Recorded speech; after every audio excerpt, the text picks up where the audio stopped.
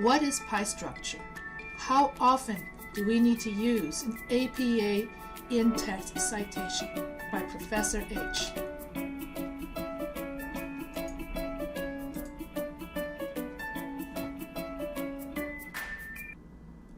So what does PI stand for? P stands for the main point of the paragraph. In other words, the topic sentence, which is the first sentence of the paragraph that relates back to the thesis statement. I stands for in-text citation. In other words, the actual citation, the actual paraphrase quote or direct quote that you put into the body of your paper. E is an explanation in 5 sentences about the significance of that in-text citation. So basically, when you write a body paragraph, you have P, which is the topic sentence, which is 1 sentence. Then you use 1 in-text citation per paragraph. And then E is the explanation of that in-text citation in 5 sentences. So that when you write an in-text citation or when you write a paragraph, just use 1 in-text citation, and then for the rest of the paragraph, explain the significance of that in-text citation. There's no need to cite one historical fact, another historical fact, another historical fact, or one medical fact, one medical fact, one medical fact. Instead, just cite one simple fact and then write about 5 sentences about the significance of that fact. And that way you increase the originality of your paper and you decrease the number of in-text citations in your paper.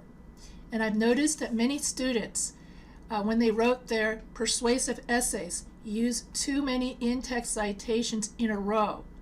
In other words, they used in-text citations that were not cited. So one student used one historical fact after another with no in-text citations. So when you write your body paragraphs, use only one in-text citation. In other words, use only one historical fact, one medical fact, one percentage fact, or one fact that has statistics. And then cite that source. Then spend the rest of the paragraph explaining what that source means, what that source signifies for the rest of your paper. And so P stands for the main point from the thesis statement. So let's say the thesis statement is smoking causes lung cancer, throat cancer, and stomach cancer. And so then the thesis, the topic sentence would be relate back to the thesis. So that P stands for main point from the thesis statement. So that would be the topic sentence. Smoking causes lung cancer. Smoking causes lung cancer. This I'm just giving as an example. Then you write your in-text citation. Remember, I stands for in-text citation, so that for each paragraph, for each body paragraph, you only have 1 APA in-text citation. Now make sure that each in-text citation is less than 3 lines. If your in-text citation is too long, then it breaks up the flow of your paper, and it also means that you're taking too much source from someone's source. So you want to keep it to about less than 3 lines and 1 in-text citation per paragraph. So that's I in the pie. And E stands for the explanation. So after you write your 1 in-text citation, then you explain in 5 sentences or more what that in-text citation means and how that in-text citation relates to the rest of your paper. When you write your 5 supporting sentences about your in-text citation, your supporting sentences can be an anecdote, case study, or facts that relate to the in-text citation. And so here's an example of a body paragraph that uses pie structure. So here you have the P from the topic sentence that relates back to the thesis statement. Smoking causes lung cancer. That's P. Now you've got your one in-text citation. 60% of smokers who start smoking before the age of 14 die of lung cancer before 70. So that's your one in-text citation. And then don't forget to cite whenever you have percentages, numbers, dates, medical facts. Then you have your author, date, and page number. So after you write your topic sentence and your one in-text citation, now you can use anecdotes, facts, or case study to write your 5 sentences to back up, explain, or justify your one in-text citation. So in this case, they're talking about, if you smoke, at a very young age, you have a greater likelihood of dying of lung cancer at a young age. So I just paraphrased it. And then here, I used a case study, I used an anecdote. Natalie, a patient of mine, started smoking at 12.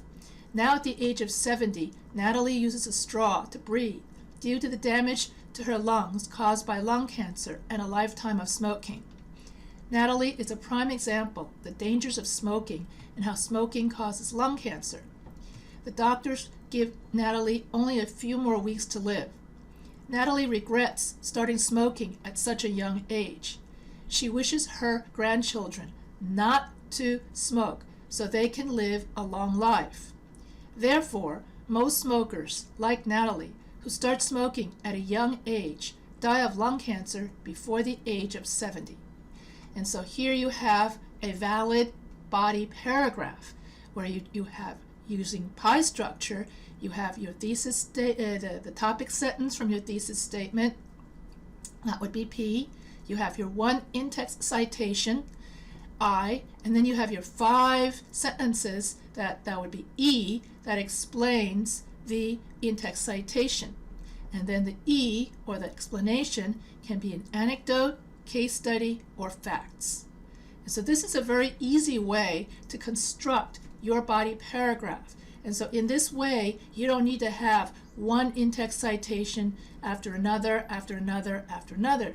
If you use too many in-text citations in a row, in other words, let's say you cite one historical fact, one medical fact, then another number fact, then another statistic fact, you overwhelm the reader with too many numbers, and the reader cannot remember so many numbers. So instead, break up your in-text citations into one in-text citation per paragraph. Then you give context, background, so that the reader can absorb your information, can absorb and learn. So from this whole paragraph would express one idea: smoking causes lung cancer. Then your in-text citation justifies the topic sentence, and then the explanation justifies the in-text citation.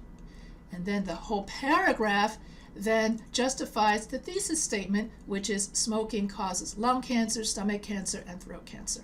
In this way, everything corresponds to everything else, and you get essay coherence. So in conclusion, when we use pie structure, we use only one in-text citation per paragraph. In this way, you increase your original content and decrease how much you take from other sources in your paper. Pie structure is a great way for you to structure your body paragraphs in an academic research paper. So if you have any more questions about my video, you can always email me, and I'll be happy to answer all your questions.